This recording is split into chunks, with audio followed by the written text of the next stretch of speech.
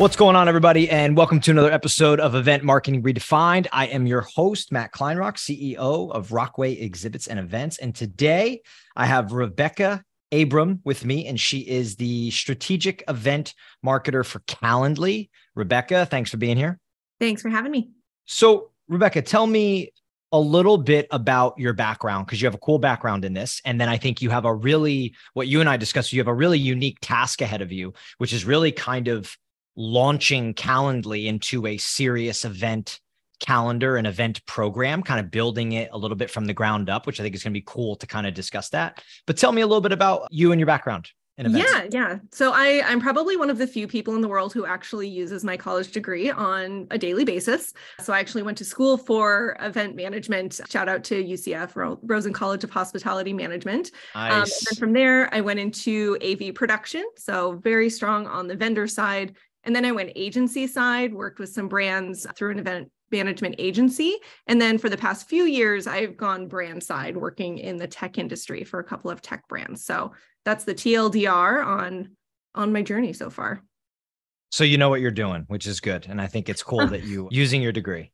Yep, for sure. So it's one of those things where I didn't know if it was going to stick, and it stuck, and I can't imagine doing anything else. So awesome. What would you say is your biggest accomplishment in events so far? What are you most proud of? So events so far, honestly, I'd say making a full career out of it and sticking with it for over 15 years. Yeah. It is an industry that can kind of chew you up and spit you out. That's not for the faint of heart, as I'm sure you and your team can attest to. So being able to stick it out through the ups and downs and having that experience, to me, is a great accomplishment. Programmatically speaking, I think one of my favorite claims to fame is doing the AV for the driver's ready room at the Daytona Speedway. So anytime you see any of that AV build out there, that was my fault. So super proud of that.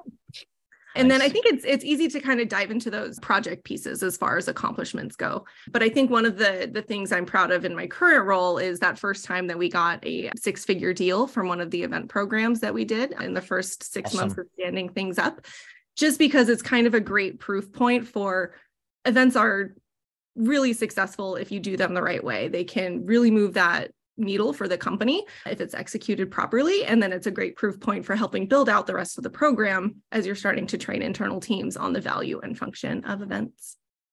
Love hearing about a 6-figure deal coming from events, right? I'm a firm believer in what you just said, which is that, well, I'm not a firm believer in it, I know it to be true, is that when you do events the right way, they work. They're a form of marketing, right? They're there to produce results. They're there to drive revenue, build brand awareness, whatever the initiatives is that you have. So tell me about that, as much or as little as you can, about the 6-figure deal and kind of where it came from. I mean, I would love to know more about that. Yeah. So it's part of our trade show strategy. And really, we started with knowing your audience, and that's all about building out your strategy and where you want to market to. So we found our audience, and the tactics that we had in our booth were aimed towards that audience specifically. And this person actually came to us the last 5 minutes of the last day of the trade show just to come by and say hi. And that's how this landed. So if marketers don't take anything else away from this, it's have your crew stay in the booth until the very end of the show. Don't pack up an hour early because traffic is slow. I find that that's usually when my best and largest leads come in, because they actually want to have a conversation. So that's kind of how that came in, and it's currently going through the flow right now. And we've been able to use that to help sell other events internally. That's awesome. Good for you. So you saying that makes me actually just think, you and I were talking before we started this. I was telling you about us being at Exhibitor Live and us exhibiting, right? And oddly enough, the last day, we had somebody kind of double back in the last 30, 40 minutes of the floor being open, coming back, ended up having a great conversation, and it's kind of turned into a bit of what we would consider to be like an ideal prospect, right? And I think what my team and I learned a little bit to what you just said, which is that like sometimes people, they like to, if they are truly interested or they are looking to learn something, being at your booth in the middle of the busiest time and the busy of the show, some people don't like that. They want to come in early or late or at the tail end or like kind of at these obscure kind of random times. So I think that's really good advice. Yeah. And it's even funny, our neighboring sponsor at one of our recent programs, they had packed up early and there was someone who came by to speak to them. They weren't there. They came by to us, and now they're one of our opportunities that we're pushing through the pipeline. So, I mean, I'm happy to pick up if someone else is, if someone else leaves, like I'll chat with your customers. That's fine. I'm just up here cleaning up. That's it. Right. Let's talk a little bit about event marketing strategy, right? So you are starting to build a little bit of it, or not a little bit, but you're building an event marketing strategy and kind of go to market for events for Calendly at this point. Tell me a little bit about where you start, right? Kind of what your focuses are. Yeah, absolutely. So with Calendly, the events function is less than a year old. So I was brought in to, like you were saying, build this out from the ground up. And really the best place to start is with asking why a bunch, because without that why and understanding the purpose behind what you're doing, you're not going to get very far. Very first question that I get asked by a lot of team members is, when are we doing our first user conference? And it's like, well, why do we need to do a user conference? Why would we be doing that at this stage? Or we need to be at this trade show. Why are we going to be at that trade show? Do we need to generate leads? Do we need to get messaging out in front of a certain audience? Do we need to make sure that our brand is being perceived in a special way? And as you start to dig into those whys, you can kind of back into what your strategy is. So always ask why. Act like the 2-year-old when leadership is coming to you with requests, or even yourself, right? As event leaders, we should be asking ourselves this as well. Why am I putting this program in market? What is the ultimate objective? So before you stop and pass go, make sure you're asking why. I love that. It's something that I actually have this really cool clip at Exhibitor Live of me talking that my editor for the podcast was like, this is the best clip. I love this clip. He was going crazy about it. And I was just saying, I was like stressing this idea to young event marketers that kind of get put in a seat. So many event marketers get put in a bad position where they don't really know what to do. They're a marketer, gets tossed in the role. They don't have the background that say you have. And I am always like, ask. Why? Go to leadership, go to your boss, go to sales, go to executives, anybody you can get your hands on and say, why are we at this show? Why this? Why that? What's the KPIs? What's the goals? What's the, like the purpose of all that? Because I think you start to really learn and understand, like, what are we doing here? Because once you know that, then you can start to figure out how to go execute. Right. And it's even not necessarily like, why are we doing action XYZ, right? It's more, what is the business trying to get out of this? What is that higher level why? Because if you're not tying to something, let's be honest, every single event should have a pipeline number tied to it. I'm just going to say that out there. If we're not driving revenue for a company, why are we doing events? So figure out what the main objective is for the business, and then ask your tactical whys after that. I like that a lot. Tell me a little bit about examples of what this planning looks like, right? Like sort of once you're getting started, once you're establishing a why, once you're establishing, I guess I think we had discussed earlier, they're like smart marketing goals, right? But like what, as you go further into this, if you were telling another event marketer, like how would you dive deep in terms of like after they establish a why, what do they do next? Yeah. So after you establish your why, take a look back at what originally started the question and just kind of gut check yourself. If you're an example that I can give is we've started doing a bunch of virtual event programs to connect with customers and prospects.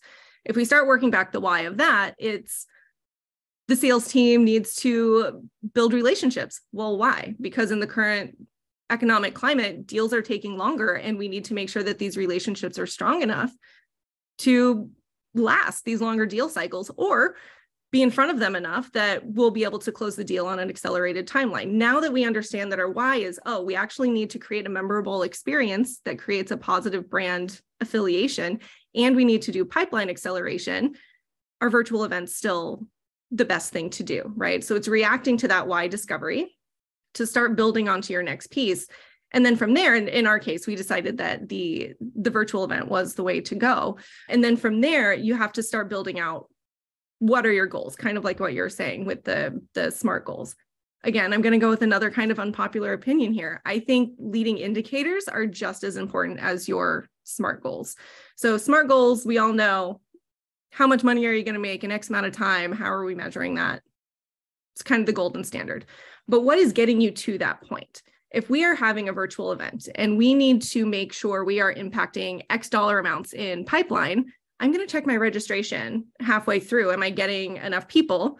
Am I getting the right people? Are the people I currently have registered trending to a point where I can impact a certain amount of pipeline? And I think there's a piece of measurement that's happening now that's maybe over indexing either on the registrations or on the pipeline, but there's a lot of steps in the middle that you kind of have to track to so you can course correct to make sure you're going to hit your goals at the end. So figure out what your end goal is, your SMART goal, and then kind of work back what your leading indicators are and what your checkpoints are so you can course correct as your program rolls forward. You kind of mentioned in there talking about like pipeline, maybe a little bit about like, I would say attribution and like where things are coming from and which stage they're at. Is there any particular way that you all are tracking that, or sort of you're identifying where people are at in your pipeline, maybe lead source? Like I always call it the impact that the event is having, right? Like what is the impact to pipeline, but what are you doing for that? Yeah. So at all of the events that we are putting on at Calendly, we're tracking a direct attribution model. So we meet person A at trade show and it closes. If we don't have at least some deals that are closing as far as a direct attribution, to me, that's a signal that we're in the wrong spot. That means that our buyers are not there. The people who are making the decisions are not there. So to me, that's a signal. So you need direct attribution from your events. You're looking for direct, meaning like we met them here, like you're putting them in the top of the funnel. They have never been in the funnel before, and then you're closing them. Yeah. So that's Gotcha. part of it, Yeah. right? And then the secondary part is all of these events have existing customers, right? So how much money are they currently holding at your business, your recurring revenue, right? Getting in touch with them and then measuring that influence is part of it as well, because either you're going to keep them from churning, you're going to increase your size with them, they're going to introduce you to another department that you can expand into. So that's it's more of a solid influence versus just like high level, someone spoke to our booth, we gave them a piece of merch and maybe they'll download an ebook later, right? So those are kind of our two like $ pieces that we measure to. I like that. I've talked a ton with people about kind of attribution in marketing it can be complex at times, right? Especially nowadays, like things are changing when it comes to it. But from the event side, I really hear from talking to a lot of event marketers, they're trying to feel and understand where their event fits in that pie and sort of how is it bringing in top funnel that's closing? Is it bringing in, is it taking deals that are already in the pipeline and then progressing them through the pipeline quicker? Or what, you had mentioned, which is like recurring revenue and customers. I think that's a huge piece that people forget to talk about all the time. Are you growing customers by being with them face to face? What on that recurring side? Is there anything you do different at trade shows for the recurring customers versus new prospects? Is there any different way that you're treating them, you're interacting, you're engaging with them? So what we're going to do, since our program is still getting built out, is yes, absolutely. Like we are going to have different meetings set up in advance, right? You have your hospitality suites that you bring your customers into, treat them a little differently. You have special merchandise for them in some instances. So it really depends on the quantity and quality that you have and the footprint that you're able to secure at the space. Let's talk about like brand. I'm a huge believer in positioning, messaging, narrative, those kinds of ideas when you go to a trade show. I find that a lot of very big companies that exhibit, they're a little clunky because they have sales, they have marketing, they have events, like everybody's in these different, positions. So when it comes to putting together a comprehensive message, narrative, story, and campaign to go to a trade show, sometimes they struggle just because they're big, right? Just because they're big and slow, essentially. What are your thoughts on the importance of developing like strong brand messaging and narrative at events? Yeah, so I look at that in two different avenues. I think you have your strong brand, right? Which is the presence of, for us, it's Calendly. We literally have people who come up to us in trade show booths, give us high fives and say, oh my gosh, you've changed my life. Like verbatim, people say that. And it's amazing. I've never worked at a company where that has happened before. But then you have the messaging that's supported by that positive brand affinity that's targeted towards your audience. So looking at those event prospectuses, you're getting a ton of information about who's supposed to be in the room, and tailoring that messaging to hit those specific pain points is key. Otherwise, someone's going to look at your booth. They're not going to see a pain point that pertains to them. They're going to walk on by. And it needs to hook them in such a way that they're going to continue to ask you questions and see if you can actually solve that problem. And having that consistency through your landing page, pre-event, on-site, tying anything through your different activations that you have on site, your follow-up, any sessions that you have on site, just really helps implant that as, oh, this company can solve this very specific problem that I'm having. And then you're top of mind when buying decisions come around. Much of that messaging, narrative, story, value proposition, like that copy, essentially, right? Themes, things like that. How much of that do you have your hands on, and how much are you working, say, with marketing or others and sales to kind of develop that for big conferences or events? Because in a lot of conversations I've had, some event marketers, they struggle because marketing, even though events is marketing, events becomes this whole other department. And then they're having to work with marketing by building landing pages, by sending out emails in sort of as a campaign for the event. And there's always a little bit of a rub there. Yeah. So are you talking more messaging and copywriting, or are you talking about like the actual marketing operations side? So or both, all of it? right? Okay. So developing, a lot of big companies already have their messaging and their copy, but obviously it can change from show to show depending on who the audience is. A lot of those audiences vary. So having that nailed down per event. And then the second piece of that would be like really running a campaign when it comes to emails and it comes to landing pages and things that are happening. So kind of working hand in hand with marketing to make sure that the event is treated like a true campaign. Yeah. And that's part of what's interesting about building a program from the ground up, is building those inroads with the other teams to help support what you need to get your events done. Yeah. So I do work a lot with our product marketing, solutions marketing, and corporate communications team to make sure I'm understanding the high level messaging for the audience. Mm-hmm. We brainstorm different taglines. We brainstorm different higher level messaging. The theme is always Calendly. We're not at a point where we're doing like side themes or anything like that. And then I provide input on, okay, what's going to be that moth to the flame way of saying that's going to get someone to lift their head up? What is the very human way of saying that phrase that isn't in marketing speak? So you're conveying the same message, but then understanding the event's role is, this is how we actually put it on the sign, and here's how people are actually going to pay attention to it. In your role with orchestrating all of this, right? When it comes to trade shows, let's say specifically, what keeps you up at night? What is like a sticking point for you? Something that bugs you, something, that you're just constantly worried about? That is such a good question. I would say things that I am constantly worried about, which it's kind of off on a tangent from what we were talking about with like messaging and logistics, is sales alignment. Because events are not successful without sales team buy-in and sales team follow-up, especially when you're tracking to those pipeline numbers. I'm not the person picking up the phone. I'm not the person creating the deals in the CRM, right? Making sure that you're working in lockstep and that the entire team is aligned as far as next steps. Here's why these leads are valuable. Here's the best way to follow up with them. And actually having your sales team pick up that baton and run with it, that to me is the golden point. That's a great answer, because it is a lot. I have this story I've told 100 times. I'll tell it like real quick, but I have a buddy works for a huge software company. They fly him into Orlando for a trade show. I was like, oh, awesome. I'll meet you down there. Right. So I go down, I walk the floor, pop over. Him and I are going to go to dinner.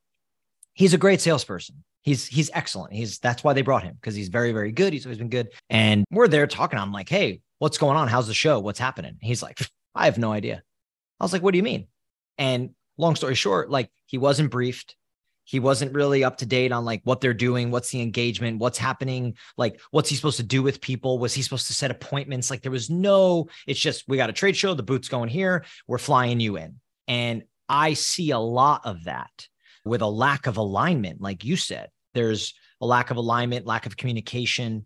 How do you get marketing and sales on the same page? Because essentially marketing tees up sales, no matter how you look at it, right? And events are marketing that is teeing up sales. Like you said, afterwards, these leads got to go to somebody. Someone's got to make the calls and send the emails. So how do you create that alignment, even though it's a challenging thing to do? Yeah. So one of the things that I'm so glad you brought up, like the booth training element of it, right? You just can't send your sales team to go op a booth and expect stuff to come out of it, right? Nope. Spend a lot of time setting up the mechanisms in the booth that enable your booth staff to have an easy follow-up process. One of my, it's not necessarily something that keeps me up at night, but a pet peeve are the post-event follow-up emails that everyone gets. It's, 5 to 7 emails all within the first 2. It's a mess, right? And we know that there's people who want to talk to us, who said that they want to meet with us, and you're just buried. So what we've done to help support our sales team with getting those meetings on their calendars is we're legit just asking people to schedule meetings with us while we're in the booth. Hey, it sounds like a good next step is to get you on the phone with a sales team member. Let's go ahead and get that scheduled for you. And then you get to skip that whole post-event email nightmare. And then your sales team knows, hey, from that event, I have 20 people sitting on my calendar. Maybe I should pay attention to this because they're already there. They're already interested. What's funny is we talk a lot with our customers about this because it's a question we get all the time is like, how do we bridge this gap? Oh, how do we make sure that we get these leads followed up? And one thing that we preach to everybody and I've talked about is personalization, right? You're there, you're getting these touch points with people. If you're going to treat them like a herd, you're going to get kind of a herd mentality back, right? So that's where it comes into having a good lead capture software, having good information in creates good information going out. So you have to have these touch points. I love that you're saying, hey, let's progress people on the floor into the next conversation. And then you have notes, you have follow-ups, and now you're giving a salesperson maybe potentially a Calendly, right, with them. And then notes saying, hey, like this is Dave. We talked on the floor. He's from Hilton. These were his pain points, he whatever. And now that personalization allows you to progress that conversation forward because to kind of your point, what you said earlier is what happens on the floor, it extends into sales. And it's like, it only matters if sales can close it. So the information going out to them is vital. Yeah. And to kind of go back to setting of goals and objectives, right? Our goal in the booth is not to collect as many leads as possible. It is to qualify as many leads as possible. So when you're setting up your questions in the booth and you're training your sales team and your staff to have these questions, by the time that lead hits the salesperson's desk, because you've already got it scheduled, your initial qualifier is already done. You've already had that 20-minute conversation of what are your pain points here, how we can help. Move it along. Like there's no need to try and rehash that post-event.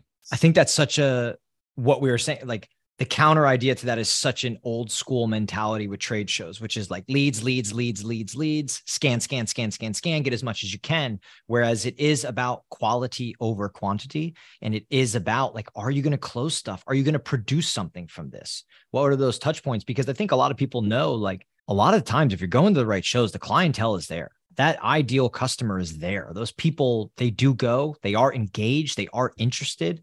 So it's a matter of like double downing on understanding that and getting focused on that's what matters. The quantity doesn't matter. I think there's a quantity you may not hit that someone's like, hey, we scanned 5 badges. This is not good or something like that. But it should be focused on that quality. Right. And depending on what your objectives are too, if your objective is we just need a bunch of people to sign up for free, great. Like do the numbers game. But I'm happy going out on a limb and saying that most of these should have a pipeline number to them. And that's really what the objective is make sure that you're getting enough people in the booth as your leading indicator to formulaically figure out, like at the end, here's what we should get in qualified opportunities, which should lead to X amount of pipeline. How much thought, how much energy do you put into, I don't want to say the experience because it's too broad of a term, but like say that I'm an ideal customer for Calendly. I'm that 6-figure deal or whatever it is, right?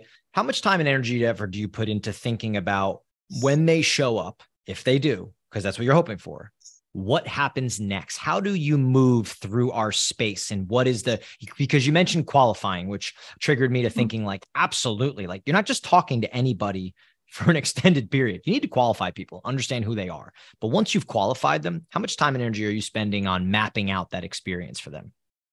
So specifically inside of the booth, I like to look at a couple of different zones, right? And those zones actually act as qualifiers in and of themselves.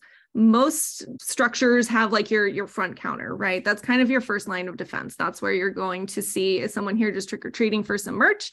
Are they actually going to ask questions? Did they want to just come up and give us the high five? I mean, we all know the trick-or-treaters that just— I love the trick-or-treating. I've not heard that before. That's really good. It's like, I've not heard it is that. what it is. And then from there, we like to pass over to what's more of a deep dive section of the booth. This is where the laptops come out. This is where the demos start happening. This is where people get to really like lean over the counter and ask questions and maybe even dive in and click some buttons themselves. And then there's kind of the aha moment that happens that we take them over to a follow-up area, which is where we're signing people up for meetings post events. We're able to give them their follow-up handouts. So in the booth, we do kind of have like that 3-step process for people going through. You don't want people just to bounce off the front. You don't want people to get kind of stuck in the back area where you're diving in with your customers and prospects if they're not supposed to be there. So yeah, that's kind of the flow that we use. Yeah, I think it's something that more people should be considering and thinking about. It's a question that I've asked people for years, or particularly more when I worked with clients back in the day, but now our account execs ask all the time. And they always say, hey, I'm your ideal customer. I walk into your space. What happens? And the amount of times we have people go, whew, that's a really good question. I've not actually thought about that. And I'm like, well, we're doing all this work and we're spending all this money to be there. You need to have a plan. Everybody in that space, like we talked about earlier with sales training, everyone needs to know what happens. Where do you go? Are you just banking on Rachel or Dave? I don't know why I keep saying Dave, but like, your salespeople that they're just going to be so great. You know what I mean? Like you got to have a plan and you got to have a engagement experience that you're taking them to that facilitates like advantageous conversation, I guess is the way I would put it. Yeah. And I think what's interesting there is event marketers, if we're doing like our own user conference or things like that, you think through that, right? What does it look like from registration to going to your first session to getting lunch? And really, even if you're just in like a little 10 by 10 booth, that is your proprietary event space. So you should be thinking about that experience the whole way through. Yeah. Interesting way of putting it when it comes to people do think when they run an event, how much they factor every piece. But then when they go to a trade show booth, it's like it just evades people and a trade show booth just becomes this stagnant thing when really it should be this living, breathing activation that has all those steps to it. Yep, I agree with that. Talk to me a little bit about the follow-up from a marketing perspective, right? Like once you get leads, it is going to sales, but as an event marketer, how much carryover is there to the next event, the following event? Is there any tracking you're doing about touch points with these people? How does that work? Yeah. So now you're going to get into like a multi-touch attribution model, right? And this is where I think a lot of your previous conversations have gone to. If you can't get that direct path from into sales, there is that follow-up that we do. We have kind of varied journey depending on the type of lead that's coming through our system as far as where we send them for their next steps. There's always a thank you email. Like that's just being polite that you want to at least acknowledge someone for stopping by. And then from there, we really start to personalize things. If someone scheduled a meeting with us, they go to the rep, and then we're able to specifically curate different assets for them to attend next, whether we have webinars coming up, whether we have these virtual experiences coming up, whether we have a blog that just released that's from one of their competitors, maybe that we think that they might want to check out. And then you can look at how qualified they are from a like demographics experience. Are we sending them through just an email cadence that pertains to things that they've raised their hands about wanting to talk about? And then they go down that different journey. And for that, we really partner with our lifecycle marketing team, who's really good at mapping out like, what does this look like for this person? And are we sending them to the webinar? Are we sending them to, like I said, the ebook or the download to really follow them through, and then making sure that they are tagged to at least the event campaign, right? So when they do close in 6 months, 9 months after they attended a webinar and then filled out their contact sales form, you're still able to see, oh, this started because we got their contact information at the event. And these are all the steps that they took since then. Is there anything that you're exploring when it comes to trade shows, areas that you're looking to improve, get better at, in need of? Is there anything you're trying to do differently or that you're kind of curious about? I am always trying to optimize our foot traffic. And one of the things that I've been really focusing on in building this program for Calendly is how to leverage our pre-event outreach and leveraging those lists that we get that tell us who's going to be there, but not really, like these blind attendee lists, and what the best strategy is for encouraging people to either come to our booth or are they coming to a customer dinner? Should we have them go both? Do we prioritize our speaking session? And that's something I'm still experimenting around with. Just post everything that's happened in the couple of years, people's priorities have changed. Where it used to be, I'm just going to come by the booth. They might not necessarily want to do that, and they want more human connection. So that's kind of where we're playing around with right now, I'd say. What have you done in the past for it? I mean, what's kind of been the approach for getting people there to kind of assisting your booth traffic and making sure, people have awareness that you're there and that, they could come by?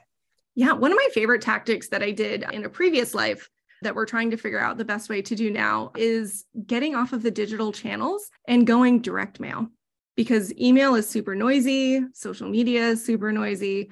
When everyone was in their offices, this was a heck of a lot easier, right? Yeah. But if you can send someone something physical that's on their desk, that's maybe, hey, bring this by our booth and we'll exchange it for something else, or this is $5 towards a charity or something of that nature, I think you can start to break through some of that digital noise.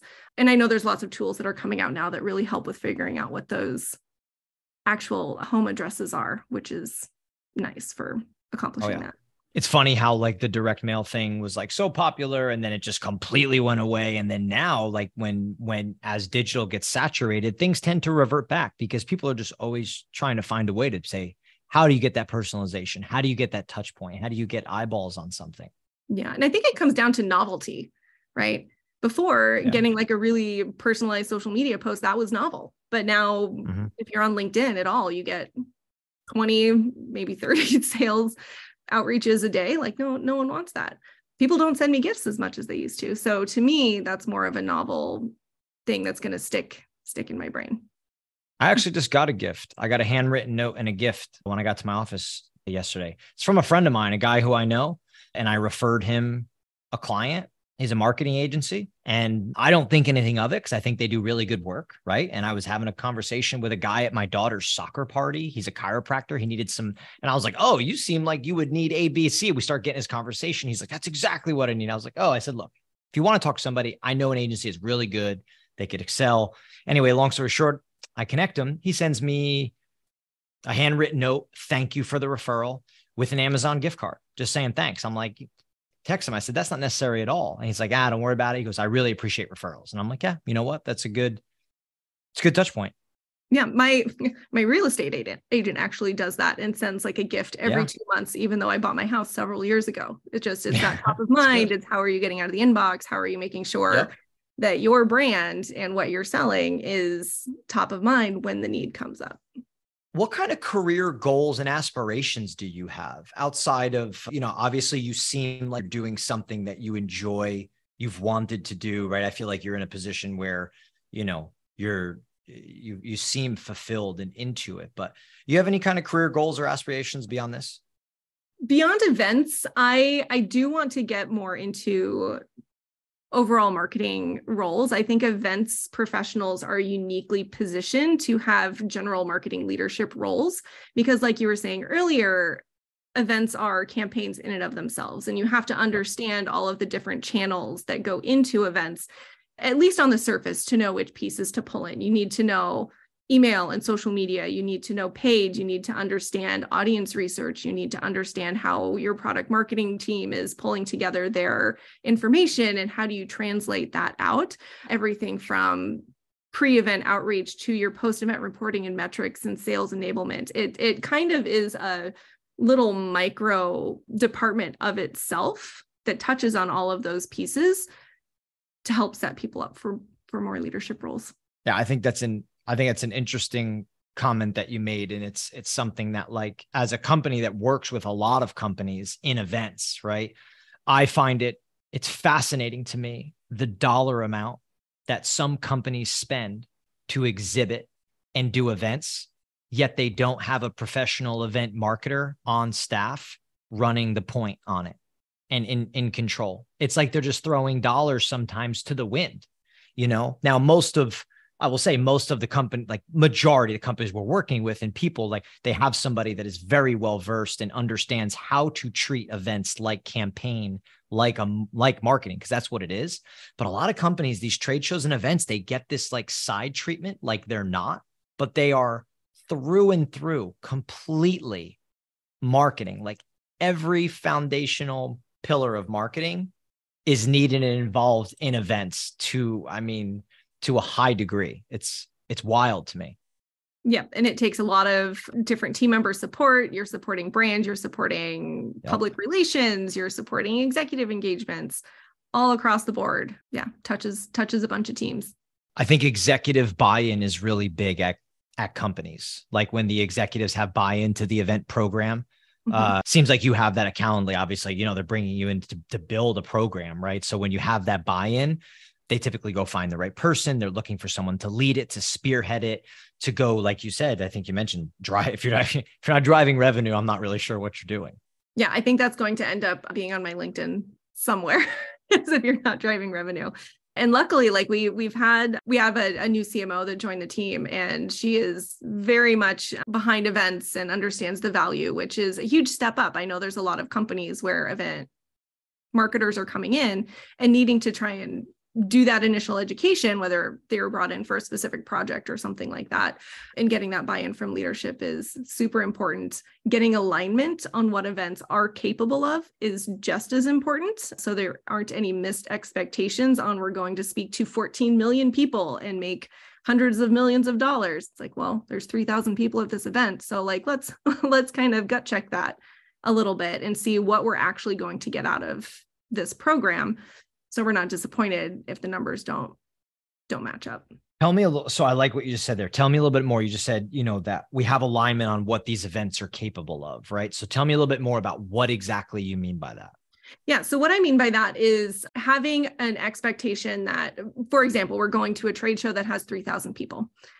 35% of that off the top are not going to be even event attendees, right? You're going to have vendors, you're going to have staff that are going to be included in that number.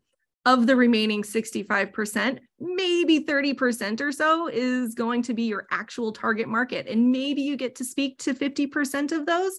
So when you're looking at your budget, right, and you're saying, oh, we're going to go to this event, we're going to talk to 3,000 people, you're really talking about a couple hundred people that are actually going to help you move the needle. And communicating that to leadership and helping them understand, okay, we're going to talk to this group of people. They're going to be the right people.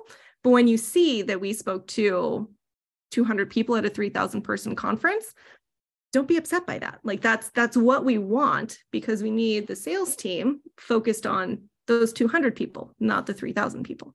That was a really good breakdown. I think for other event marketers who are listening, it's this idea of saying like, hey, like what's kind of the capacity of this event? How many attendees are there? And then you're just slowly dwindling down to say, hey, let's be realistic on like potentially how many good conversations and people we can get in front of, and what's a realistic idea of people we'd speak to, leads we may leave with, quality conversations we could have. And then you could drill that all the way back down into, what's your average sale? What's your average deal? What does a close look like compared to the spend? What do you need to get? You know what I mean? You can really start to dial in, like, is this something that's worth our while for being here? And do we see a possibility of having a return on investment here? Exactly. And you should know your conversion rates, right? If something gets into the pipeline as a qualified lead, what are your conversion rates to SQO and your close rates? You can even use it to determine, and I'm sure you guys do this a lot in your line of work too, is if we need 200 people, is a 10 by 10 going to be enough? Will we physically be able to speak to that many people in the number of hours that the show floor is open? Do we need to make it a 10 by 20 so we can have 2 or 3 more demo stations to fulfill that? So it's kind of a balancing act when you're looking at where your ROI is, what your expectations are, and how you're planning from the front to see, is this show right? Is the right audience there? Do we have the right size to accommodate what our goals are? All kind of works together. Just a lot of work that goes into doing events properly. But I think the other side of that, when you put the work in, is you can really make some really big returns. You can really do it the right way and have it be really fruitful per se to, driving revenue, meeting business initiatives, and kind of pushing the ball down the field the right way, where people are just, you really feel like you're like you have traction at these events. There's a good feeling there when you do things the right way.